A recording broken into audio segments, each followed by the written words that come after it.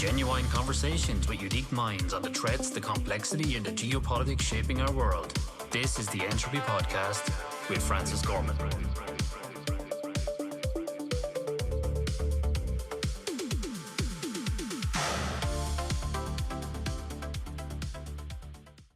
Hi everyone, welcome to the Entropy Podcast. I'm your host, Francis Gorman. Before we dive in, if today's conversation challenges you, sparks a new idea, or sharpens how you think about the world, don't keep it to yourself. Subscribe, leave a review, and share this episode with someone who enjoys staying curious. Today I'm joined by Rik Ferguson, the Vice President of Security Intelligence at Forescout. Rik is one of the leading experts in cybersecurity. He is also a special advisor to Europol's European Cybercrime Centre, EC3, and an advisor to the European Union. In April 2011, Rik was inducted into the Info Security Hall of Fame. Rik, it's lovely to have you here with me today. Thanks so much for inviting me. I'm glad to be here, even though I'm kind of sweltering.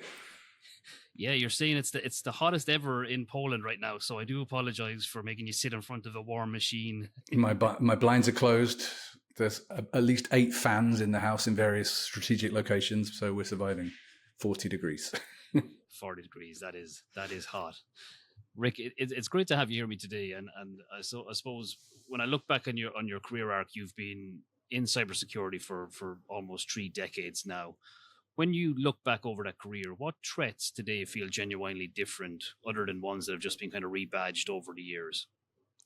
Yeah, I mean, it is a difficult question to answer in general, because like you say, a lot of threats have been around for a surprisingly long time, even ones that I think there's a wide perception of them being, kind of recent. I know ransomware, I suppose we feel like it's been around forever, but even that, its history goes all the way back to 5.25-inch floppy disks in the late 1980s. So the first kind of ransomware was unleashed on the public, and that was actually by a medical doctor, believe it or not. If you want to read that full story somewhere, his name is Dr. Pop, P-O-P-P, and it's quite an incredible story. So even those things that we think about as being kind of modern have, roots. And the truth is that when we look at what kinds of things are being attacked today and what kind of things do we talk about when we talk to practitioners, it's kind of frustrating to know that we still, in many cases, talk about a lot of the same things as well. SQL injection is still an attack vector that is weaponized, for example. Identity theft, so, reused and scraped credentials, which is morphing into token theft and session theft, for example, but it's still the same basic principle. So, nothing new under the sun is definitely one way to look at it, although there are moments across the technology landscape that I think are kind of pivotal. Move to cloud was one, because the underlying infrastructure changed so much from the physical data center. So there were new attack vectors that arose out of that. But again, that was actually quite a long time ago now. Mid-2000s really was when that, a lot of companies started their kind of journey to the cloud. But we are absolutely at an inflection point right now. So if I think about, what's genuinely new and different and has the potential for significant impact, then, I hate to say the letters AI, but it is AI. It's an unavoidable thing to talk about, despite all the hype and the buzz and the marketing and everything else. The reason why I think it is so important and so game-changing is really twofold. One, of course, is the speed, which is absolutely the one that everybody talks about. So we're now talking about attacks at machine speed, where we're still currently talking about defense at human speed. That's obviously not sustainable. But where I think possibly the greater challenge will be in terms of addressing it is in the fact that throughout the history of cybersecurity, we have operated within the same paradigm as our attackers. So attacks were human-driven processes with human-driven thought patterns and motivations and tools and tempo. As attacks become more automated, and there is already evidence of this, and we can talk about that if you want to, as they become more automated, then attackers are changing into non-human. And what that means is that all of our frameworks, all of our best practices, all of our lessons learned may no longer apply in that paradigm, because an AI attack does not have to be reasoned in the same way that a human attack is. They may try various different combinations of techniques or tools or chaining vulnerabilities together that a human may never even have thought of, let alone attempted. So we are going to have a significant amount of learning to do from the defender perspective as to how to face up to that kind of challenge. That's super interesting. And I suppose when we talk about these things out loud, it becomes apparent that logic doesn't have to be human logic when the machine already has a complex set of ideas on how it may go against a perimeter attack and application, whatever it gets a foothold on. So can we delve into the automated attack scenario for a minute? Can you bring some of that to life for the listeners? Yeah, I mean, certainly. So we saw, for example, a few months ago now, Anthropic detailing, that's the people who make Claude, detailing how their infrastructure had been misused, abused, whatever, leveraged, all kinds of words you can use, for an attack that was human-driven, but 80 to 90% automated through AI, and they attributed that to a nation state. So that's not a fully autonomous cyber weapon. That's still there's still a human gate at the top, and there's still a human kind of directing the agentic processes underneath. But it's the most significant step towards fully autonomous cyber weapons that we've seen. And that was laid at the door of the Chinese state, as far as I remember. And then there was another one recently where Google Threat Group, GTG researchers, detailed a vulnerability and associated proof of concept that they believe had been created, weaponized, and used in an AI-driven attack as well. So we are right on the cusp of that moving into the mainstream. And the reason I think that's important is that tells us that the time is now to begin looking at what does our defense architecture look like, and what do we need to do to change that to live in this world of autonomous cyber weaponry, which is where we're headed.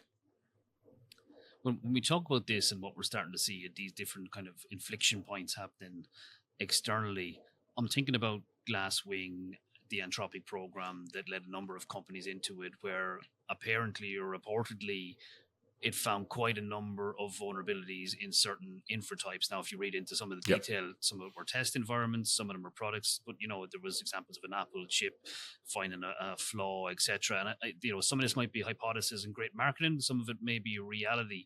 Do you think if we are going to start seeing a wave of patches push out over the next couple of months that can be reverse engineered to look for exploits that may have been found within that program, or do you reckon a lot of it was marketing hype? There's a bit of both, I think. Certainly, if you look at Anthropic and you take the entirety of all the things that Anthropic have been saying in public together and consider, like, weigh them up against each other and consider them, there's definitely been some good marketing there because, there's an IPO in play.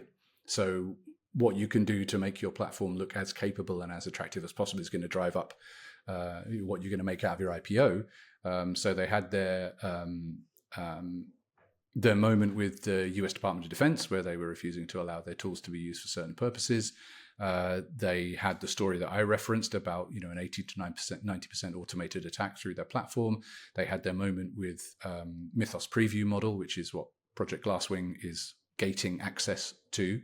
And it generated a lot of coverage and a lot of headlines. But we know from our own research that AI models are extremely capable and extremely rapid now, and it wasn't always the case, at vulnerability discovery and associated exploit creation. We've released 2 of our own research reports over the last 14 months. One was like a year ago, and then we did a follow-up a year later. It was totally unrelated to the Claude stuff, by the way, because we started a year ago, but the timing was fortuitous, let's say, in terms of that research. And we found that a year ago, most of the models that we tested, and you'll forgive me, I can't remember the exact percentages, but if you go to forescout.com/research, you'll find it all there. Most of the models that we tested could not find the vulnerabilities, and none of the models that we tested could not create the associated exploit. So just about half of them could find vulnerabilities. None of them could create exploits. 1 year later, all of them could find the vulnerabilities, and over half of them could create the exploits. That's just 12 months of development, and we were not testing Mythos Preview, which is the Glasswing thing, or GPT-5.5 for cyber, which is the OpenAI one that has very similar capabilities. So I have no doubt that they represent a significant step change in the ability of AI to carry out these kinds of activities, because we've seen that same step change in publicly available models anyway. So I don't think that's exaggeration. What worries me more than how much was marketing, how much was real, is actually the trajectory of China in that territory. So if you look back over the last few years of published academic research papers in China, you know that they have been interested in those capabilities for several years now, using AI for those kinds of purposes. There was a fantastic article I read that was like, an analysis of all of those papers and saying, they've been trying to achieve this for quite some time. But of course, with China, the only things you can see is what the Chinese state allows to be published externally, and this is academic research. So the conclusion of that particular article is they may well have had this kind of capability in private in China for 2 or 3 years now. We can't assume and we can't base our plans going forward that companies like Anthropic and OpenAI have a monopoly on this. And even if they do right now, even if that's true, that is not sustainable. That will not always be the case. When you say that about China, it's really interesting to me. And I've been thinking about this quite a lot. And we think about training large language models. We think about data and how good the data is, how clean it is, how accurate it is. It's very hard to get pen test data and vulnerability data from inside organizations because they're highly guarded security programs. If you're working for an organization, you carry the pen test and you get a critical finding, you don't go publish it on Facebook with the details in most cases, unless it's a known flaw that needs to be fixed at a large scale. Whereas China, you could reckon the government probably have access to that data because they have a policy that it has to be disclosed. I mean, there's a time limit in China and an obligation to disclose vulnerabilities to the government before anybody else. I mean, that's just the way it is.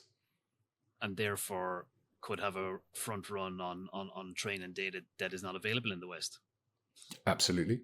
There's no question in my mind that they have access to vulnerability data that we don't. But the same is true. I mean, that's not just China. The same is true of many governments. Western governments, US, UK, I mean, probably you name it, it's probably the case, that vulnerability data is valuable and is kept secret while it can be used and weaponized in various campaigns. I mean, you only have to go back to Snowden to see some of the earliest evidence of that, right? And it's not only China. It's not only China, but it's an interesting lens to look at the world, and I think it definitely would make security research teams pause for a minute over the coming months and years as we see what really is coming out, because I think we're only at the tip of the iceberg when it comes to what could be possible with AI orchestration in the side. And what we found is that it's not all about the model, actually. Of course, the model is important, but it's actually about things like the harness and how you set it up, and the training data and all those kinds of information that actually lead to more effectiveness than just the model by itself.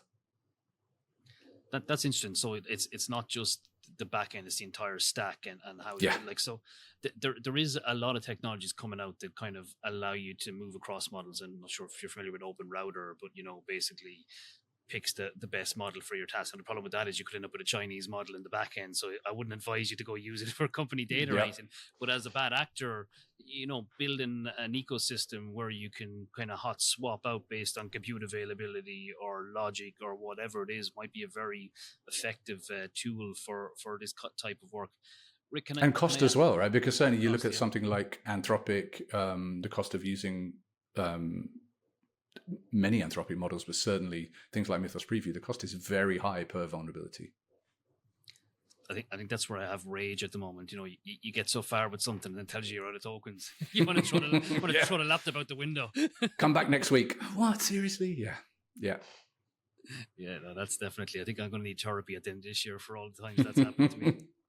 Token maxing. I'm not sure if there's a therapist that can handle that sort of trauma. Rick, the one thing that I'm always interested in talking to security professionals about is we talk a lot about AI in the attack sense, but in the detection piece, I have mixed feelings somehow around how that works, and it's on a couple of levels, and I'll spell them out, and you can disprove me, or you can come with a counter argument, or we can work through it. But Yeah. when you look at detection, building AI into your SOC, things like model drift and model poisoning worry me for someone who has a foothold on the estate. But I also get worried that a lot of SOC teams are made up of different levels of analysts. You've got your kind of junior into your mid-level, then into your incident response teams. And if they become overly reliant on being told that this pattern is malicious or can be ignored, etc., does the muscle memory, does the battle readiness deteriorate in terms of the human capability? And are we comfortable yet to fully rely on AI in the detect space? It's just a hypothesis. I'm going to throw it out there and see what your viewpoint is, because I'm interested to hear it. Yeah, I think the answer is no. In terms of are we comfortable relying on it? I don't think that's unusual. There's, if I think back to when IDS became IPS, right? When intrusion detection systems became intrusion prevention systems, I was actually working exactly in that field at the time. And you would find that people were buying IPS but deploying as IDS because they didn't want it to be a potential single point of failure. They didn't want it to block something as an attack that was benign traffic and then cause problems for the business. We're kind of, I think, at that stage with AI right now, and that's good. That's not a bad thing, because certainly when it comes to trusting autonomous systems, and arguably IPS, although it's not AI or wasn't back then, it's still something that you could deploy to act to a certain extent autonomously. Trust should never be given, full stop. Trust should always be earned. It's not that you buy a solution, you deploy it, you say, right, I'm good, turn it on, flick the switch, I trust everything it does. Trust absolutely has to be earned. With regards to AI, because you're effectively talking about orchestration and automation across the whole tool stack at machine speed, actually I wrote a paper which was published just in the week of Infosecurity in London, so in early June, called Assume Autonomy. And my argument in Assume Autonomy is that we had the era of assume breach, which I think was a term that was initiated by researchers at Microsoft many years ago, in response to the prevailing belief prior to that was if you build your walls high enough, nobody can get in, and that's how you architect your security. This Microsoft researcher said, well, actually, we know that's not true. So the healthiest assumption is that you assume that the attacker is already inside your organization, or at best will get inside your organization. So an assumption of breach should be your first order assumption when designing security architecture. So you can catch the attacker that's already inside, not only stop the ones that are trying to get in.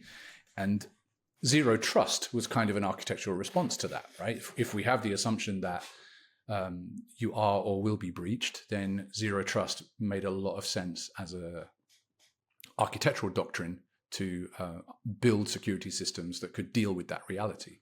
My argument now is that we're reaching a similar inflection point, and it is now the healthiest assumption, even though by and large it won't be true today. It will rapidly become more and more true. The healthiest assumption is that your adversary is to some extent autonomous, and that you need correspondingly to assume autonomy, to adopt autonomy within your architecture as well.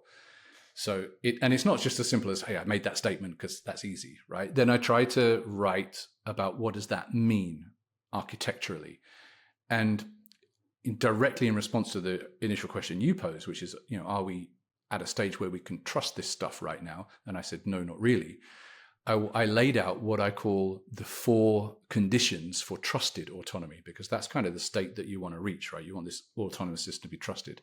And they were context. So every decision that's taken by NA must be grounded in a clear understanding of each asset, what it's dependent on, what its business context is, what other systems and processes it interacts with. So a full contextual view of each asset. So context is number 1. Constraint is number 2. In that any autonomous actions taken by your defensive stack must be in a tightly constrained boundaries. There was a story that hit the news recently of a company whose entire digital ecosystem was wiped out by a benign internal AI in 9 seconds because it went outside of its constraint, outside of its guardrails. So constraint is super important. And then the other two, which were, I think, initially less obvious, but as I was trying to iterate on it, reversibility. If you have a highly autonomous system that has reached a certain level of trust and you're allowing it to carry out interventions, those interventions need to be immediately reversible. So if something happens and you realize that just shut down this business process or shut down that production line or cut off this service or turned off that life support machine, whatever it might be, you need to click a button that says undo and you're back where you were, right? Reversibility is absolutely key. And then finally, something that's really lacking in AI in general is transparency. And that addresses what you were talking about with someone working in a SOC, for example. You may get a recommendation from an AI. We're already at that stage for sure. But do you understand the reasoning behind the recommendation? Do you understand the data that recommendation relies on? Can you check the validity, the applicability of that data to the situation at hand? So teams don't need to understand that a system is doing something. They need to understand why it is doing something. So if you meet those 4 conditions, so context, constraint, reversibility, transparency, then you end up with consistency. You end up with something that you can trust. That state of trusted autonomy. Any one of those by itself, by the way, is not enough. Every single one of those 4 must be present for trust to be built in an autonomous system. Is there a product out there right now that fulfills that? I don't think so. Not at all. Are there organizations that are engineering towards it? I hope so. I know that we are, but honestly, I literally only published it at the beginning of June. So probably not, other than us. I don't know. But I think that's definitely the way to go. And the other important thing is that I don't feel that AI can ever be trusted all the way to be fully independent without human intervention authorization. So I created this thing called the ladder of delegated authority, which has 6 levels, but level 6 is human in the loop. So you can build up trust to a certain point, but if you then have a system which is going to have an impact on cyber physical systems, it's going to have an impact on something that could affect human life, like systems in a hospital, for example, or that could expose highly sensitive data, you will always require human authorization. Not least from a legal perspective, because systems that don't have any legal responsibility at all. So not least from that perspective, but from others. So the 5 levels of delegated autonomy. Level 1 was just observe. I can look at stuff and I can make observations on the data. Level 2 was enrich. I'm looking at the data and contextually I can use what I find to enrich stuff and present it to you. Level 3, I can recommend actions that should be taken. Level 4, you will allow me to execute reversible, low-risk actions. And then the top level below human in the loop is execute bounded containment. So if something is detected as occurring within your organization at machine speed, driven by an AI, your AI can respond, but within a bounded framework to contain the threat. Level 6, human in the loop every time. How do we keep the human in the loop aware? This is a question I struggle with, and I've read many reports, where people have said that they've deployed AI and the metrics have gone like this, the downtime, but when they've actually analyzed it, it's the human has just got less thorough at the job and started to assume correctness or the outcome was valid. So when we build tools that take away our need to think things through systematically, like you would for certain processes that are deployed in large organizations today, how do we keep human in the loop aware? How do we keep that aware human in the loop? Yeah, and there are a lot of questions about attack surface. That's definitely part of the constraint here, in that human is part of the attack surface, but also equally the data that underlies the AI that's being presented to the human is part of the attack surface. There are many ways to subvert that human in the loop, and it's been documented through psychological research for a long time now that actually just having human sign off on something in some ways can end up worse than not having a human in the loop at all. For me, the best example of that, I don't know how many of you will remember an episode of The Simpsons where Homer Simpson was at work and he had that the nodding bird.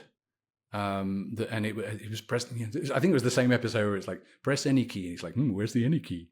And it was. And he ended up like all he was doing for his job was pressing this one key, and he worked out that he could have the nodding bird do it for him. And then the nuclear plant ended up having a meltdown because the bird was just saying yes to everything. So it was the perfect illustration decades back of exactly where you end up with a disengaged human in the loop. So it really is about making sure that when you bring the human into the loop, when in that L6 moment, that what you're doing is surfacing all available information about the asset, definitely all available information about the criticality of that asset, the risk to the business. What you're doing is driving home the importance of the decision that's being made, which I think wakes the user up to a certain extent of saying, okay, I can't just press this key because before I can even get to the situation where I can allow, I've got to get through this information that tells me exactly what the consequences are if I'm wrong. So it's really about presentation. It's about making sure that the data that you give to the operator gives them all the information that they need to be able to make a fully informed decision that they can have confidence in. But you're also continually reinforcing the importance of the decision that's being made. No, super insightful, Rik. And I had to ask you the question because it was bothering me. So I was trying to. There was a fantastic quote in some psychological research that I was actually trying to find while I was talking to you, but it's not in front of me right now. If I find it, I'll tell you. That'd be great.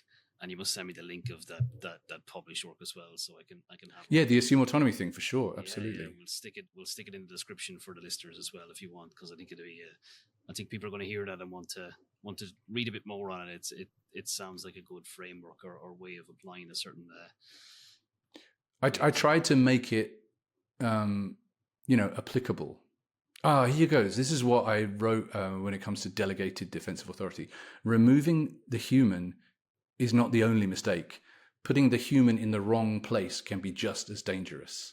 And there was a researcher called Lisanne Bainbridge who wrote a paper in 1983, believe it or not, called The Ironies of Automation, that said the more reliable the automated system, the less vigilant the human monitor, and then the less capable of intervening effectively when intervention actually matters. So it's not a new problem. It's just a new frame for that problem. See, that was far more elegant than what I said. So, but there's a link to that 1983 paper inside the Assume Autonomy excellent document as well. So it's all there. Yeah. Fire that on to me, and we'll get it stuck into the description. That'd be super. Rik, can we change pivot now? We'll move from AI into quantum for a minute, because I've picked up that you're one of the practitioners out there that is trying to draw awareness to it. And on the show we spend a lot of time talking about post-quantum readiness, and I'm always keen to capture different viewpoints or different approaches to the quantum ready problem. So I'd like to kind of hear if you have a few insights or observations in the space, if you could bring those to life for me, and let's see if there's something new in there that we haven't captured before. Yeah, so for me, like the underlying point is the things that will often cause you the most trouble in life, and this is not just cybersecurity, in life in general, are the things that you don't see coming, right? I'm a country boy at heart. I grew up in villages and countryside surrounded by oilseed rape fields and wheat fields and stuff. And if you're walking along with your headphones on and you don't see the combine harvester coming, that's going to cause you an awful lot of difficulty in terms of getting out of the way, because they may very well not see you in that haze of crop dust that's rising up from the fields.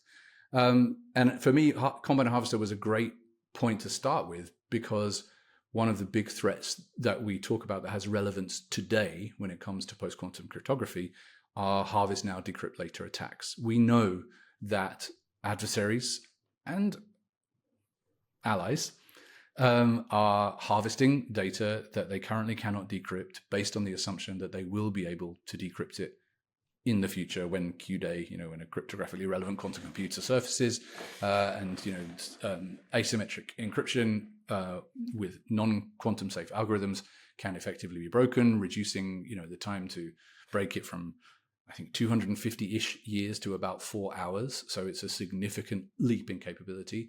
We know that data is already being collected now. And the NSA said back in 2021, adversaries may be collecting encrypted data now, waiting for the day when quantum computers can decrypt it. So that was all the way back in 2021, was one of the first warnings.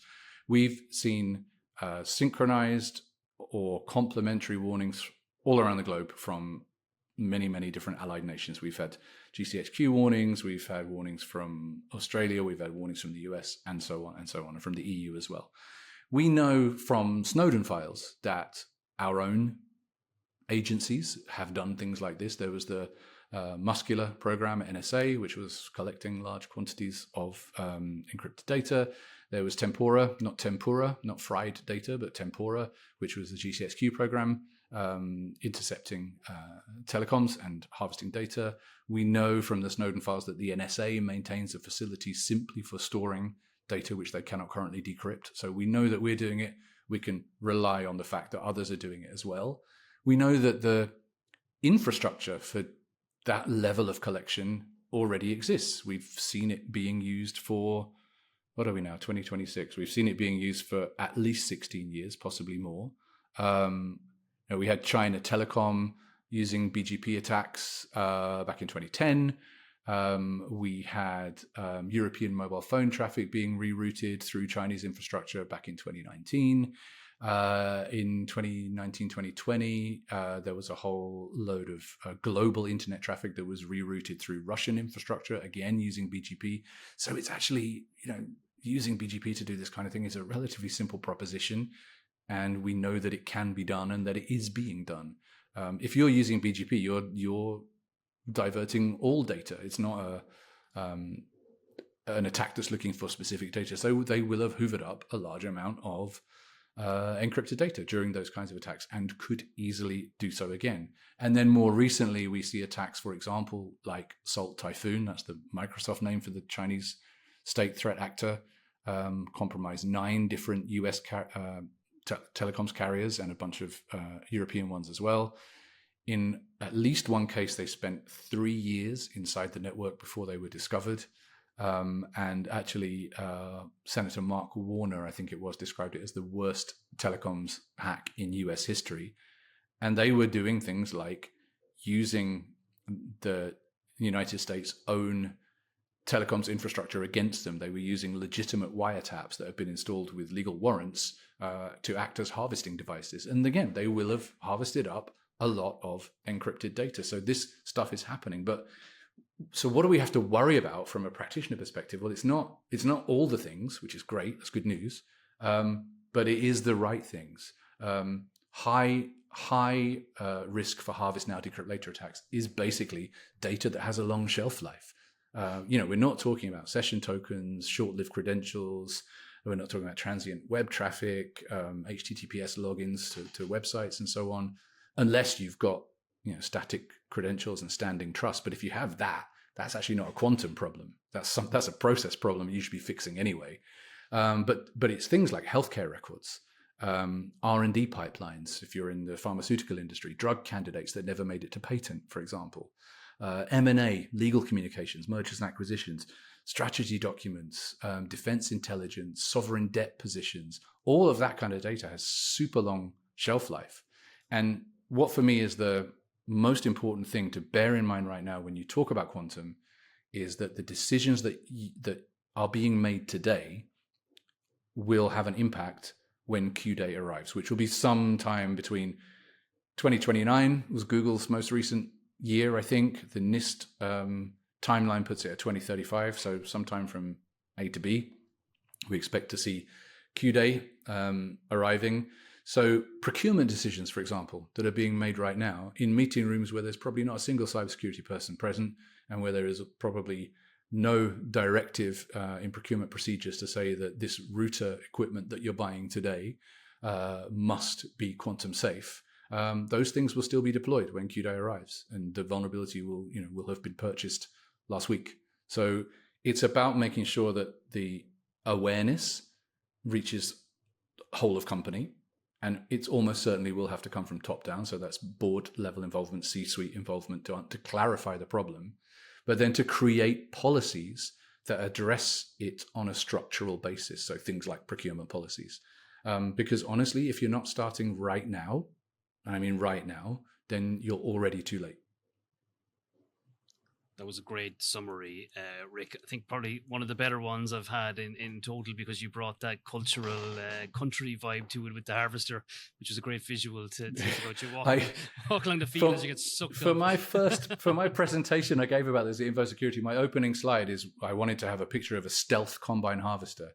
You have no idea how long it takes an AI, ironically, to create an image of a stealth combine harvester, because I don't think there's anything in its learning corpus to help it understand what the hell I meant when I said I want a picture of a stealth combine harvester.